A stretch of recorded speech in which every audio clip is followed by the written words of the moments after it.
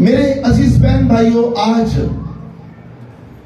मरकुस की मार्फत लिखा गया इंजीली बयान उसका 5वां बाब और उसकी 25वीं आयत का जब हमने मुताला किया है तो वहां पर हमें बड़ी खूबसूरत एक स्टोरी मिलती है। इस इक़्तिबास में, इस पैसेज में एक बड़ी मुनफरिद और बड़े ईमान से भरी हुई एक औरत की कहानी मिलती है। एक औरत जो बड़े सारे तबीबों से अपना इलाज करवा चुकी है और एक ऐसी बीमारी में मुब्तला है जिसका कोई इलाज ही नहीं है। और उस वक्त के डॉक्टर्स, तबीब उसको ला इलाज करार दे चुके हैं। वो एक मालदार औरत है जो कोई भी उसको कहीं भी कहता वो चली जाती। एक दफा किसी शख्स ने उसे खुदा के मुजस्सम कलाम खुदा यस्सु मसीह नासरी के बारे में बताया कि वो खुदा का असली और अबदी बेटा है। वो था, वो है और वही रहेगा। वो अपने आप को खुदा का बेटा कहलवाता है और कहता है कि खुदा मेरा बाप है। उस औरत ने जब खुदा यीशु मसीह की बातें सुनी और जिस शख्स ने उसको बताई तो उसने सिर्फ ये नहीं बताया कि वो खुदा का बेटा है, बल्कि उसने ये भी बताया कि अगर कोई उसको छू ले या वो उसको छू ले तो मोज़े होना शुरू हो जाते हैं। वो जन्म के अंधे को शिफा देता है, लंगड़ों को चला देता है। वो तरह तरह के मोज़े कर रहा है। तो उसके अंदर, उस औरत के अंदर ईमान की रूह जागती है कि मैंने सब कुछ कर लिया है, मैंने सब कुछ आजमा लिया है। अब मैं इस जिंदा खुदा के बेटे मुजस्सम कलाम खुदा यीशु मसीह नासरी पर ईमान रखती है। उसने यीशु को शख्सी निजात दहिंदा कबूल कर लिया और उसके अंदर ईमान की रूह जाग गई। मेरे अजीज बहन भाइयों, वो मर्ज जो उस वक्त आज से 2026 साल पहले उस औरत को था, आज भी अगर किसी औरत को हो तो वो किसी मर्द के सामने इसको बयान करना पसंद नहीं करती। ये पोशीदा अमराज है औरतों के, बहनों के। और उस वक्त कल्चर के मुताबिक किसी औरत को ये इजाजत ही नहीं थी, इजाजत थी ही नहीं थी कि वो किसी मर्द के पास खड़ी हो सके। तो इस तरह के पोशीदा अमराज के बारे में वो गुफ्तगू कर सकती थी? नहीं कर सकती थी। लेकिन उस औरत की जुर्त को सलाम है। और आज भी उन माओ, बहनों और बेटियों की जुर्त को सलाम है जिनका तकवा खुदा यीशु मसीह नासरी पर है, जो कहती है कि मैं मर जाऊंगी, यीशु की मुनकर नहीं होंगी। मैं आपको बात बताना चाहता हूं कि उस औरत ने कहा कि अगर ये इतना ही कुव्वत से भरा हुआ शख्स है और ये खुदा का बेटा है तो मैं इससे अपने मर्ज के बारे में नहीं बताऊंगी।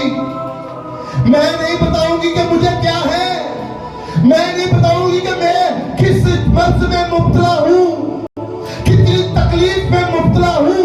मैं आपको बताना चाहता हूं बहनों, वो इस कदर कमजोर हो चुकी थी कि किसी चीज के सहारे के बगैर चल नहीं सकती थी।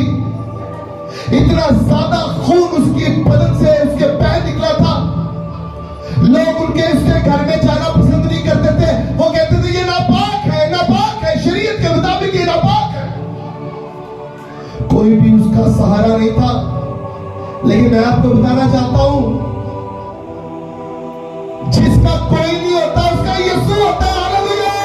जिसका कोई नहीं होता उसका यीशु होता है। फर्क इससे नहीं पड़ता कि कौन आपका मुखालिफ है। अरे सच्चाई ये है कि कोई एक है जो आपकी मैं आपको बताना चाहता हूं, उस औरत ने अपने ईमान को और बढ़ाया। और जब मैं आपको बताना चाहता हूं, तारीखी पर्सपेक्टिव में देखें, हिस्टोरिकल नुक्ता नजर से जब हम बात को देखें, उस वक्त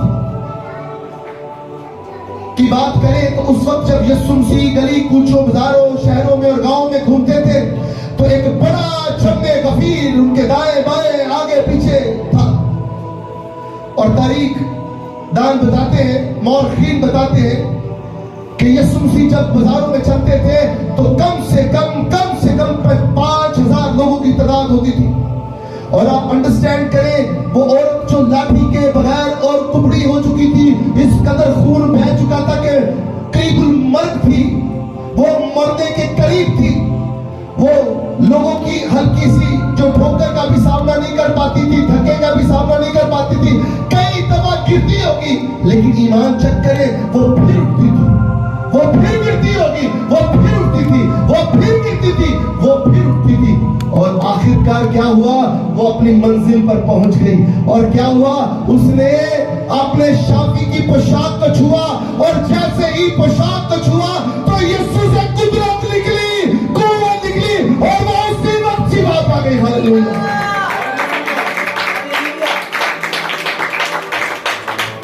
यीशु रुक जाते हैं, यीशु रुक जाते हैं, शरीर पहुंचते हैं, प्रभु क्यों रुक गया? यीशु कहते हैं, मुझसे कुव्वत निकली है, मुझे किसी ने छुआ है। आज की तरह शागिर्दों की तरह भी लोग हंसते हैं, उस वक्त भी वो हंस रहे थे। अरे क्या करते हैं उस्ताद जी, क्या करते हैं उस्ताद जी, इतनी बड़ी लोगों की तादाद है, लोग तो तेरे ऊपर गिरे पड़ते हैं, तू कहता मुझे किसी ने छुआ है। अरे यीशु कहता है, ऐसे नहीं छुआ, अरे ईमान से छुआ है, मुझमें कुदरत और कुव्वत निकली है। हालेलुया। मेरे जीवो, ये पैसेज हमें क्या बताता है? यीशु कल भी मुझसे करता था, आज भी करता है और हमेशा करता रहेगा। जरूरत यह है ईमान से छूने की। मांग मांग मांग तो मैं तेरा मुंह बरकतों से भर दूंगा। अरे वो कहता है मांग, और मुसलसल कोशिश करनी है, मुसलसल कोशिश करनी है। एक दफा दुआ करके रुकना नहीं है, एक दफा कोशिश करके रुकना नहीं है।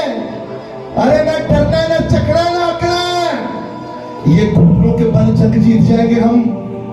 जो औरत आपको सिखाती है, आज का कलाम आपको सिखाता है, अगर आज शिफा नहीं मिली, कल शिफा नहीं मिली, परसों शिफा नहीं मिली, उसके अगले दिन मौत साहब आप अपना नसीब करेंगे यीशु के नाम से। Hallelujah, hallelujah.